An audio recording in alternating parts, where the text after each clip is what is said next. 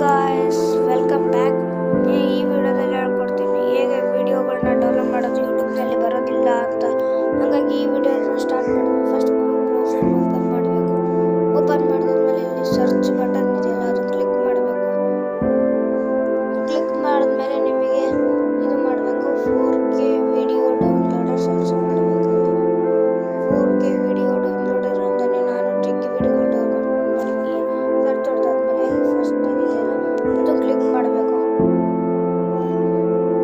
First link click ಮಾಡಿಬಿಟ್ಟು ಏನು scroll ಮಾಡ್ಕೊಂತ ಹೋಗ್ಬೇಕು. ಸ್ಕ್ರೋಲ್ ಅಪ್ ಆದಮೇಲೆ ಅಲ್ಲಿ ನಿಮಗೆ ಇದು ಕಾಣಿಸ್ತಿದೆ, ಗೆಟ್ 4K ವಿಡಿಯೋ ಡೌನ್ಲೋಡರ್ ಅಂತಿದೆ.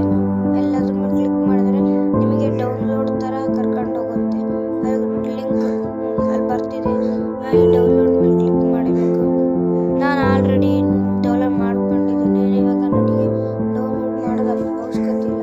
ನೀವು ಯೂಟ್ಯೂಬನ್ನು ಓಪನ್ ಮಾಡಿ ಅಲ್ಲಿ ನೀವು ಏನು ಬೇಕಾದ್ರೂ ಸರ್ಚ್ ಹೊಡಿಬೋದು. ನಾನು ಇಂಡಿಯಾ ಪಾಕಿಸ್ತಾನ್ ಮ್ಯಾಚ್ ಹೈಲೈಟ್ಸ್ ಅಂತ ಹೊಡಿತೀನಿ, ಯಾಕಂದರೆ ನಾನು ಅದನ್ನು ಡೌನ್ ಮಾಡಬೇಕು. ನೀವು ಡೌನ್ ಮಾಡ್ಕೋಬೇಕಂದ್ರೆ ನಾನು ತೋರಿಸ್ತೀನಿ ಹೇಗಂತ.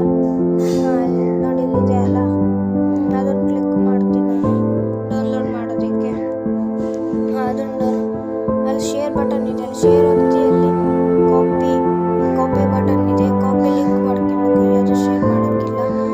ಬ್ಯಾಕ್ ಬಂದು ನಾನು 4K ವಿಡಿಯೋ ಡೌನ್ಲೋಡರ್ನ ಓಪನ್ ಮಾಡಬೇಕು.